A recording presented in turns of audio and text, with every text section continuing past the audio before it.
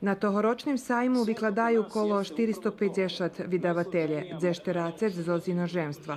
Prezentacija vydanjog ruskого slova budze na štvartok 27. oktobra na 11 hodin u sali Borislav Pekić Beogradskog sajma. Na sajmu Beograde budu predstaveni 9 knjižki i to eseji Šantovki Mikoli Šanti, antologija ukrajinske drami u prekladu na ruski jezik i u prekladu na srpski jezik, znači 2 knjižki. Antologiju napravila profesorka Beogradskog univerziteta Ljudmila Popović.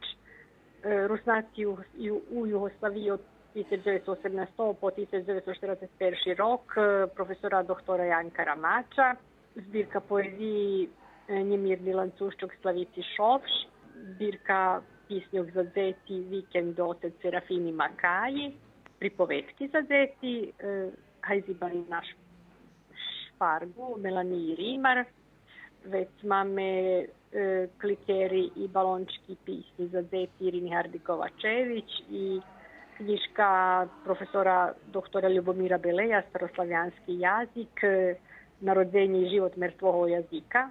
S tim, že máme i še jednu knjižku za sociografiju, a to mađarska hornica Mirona Žiroša.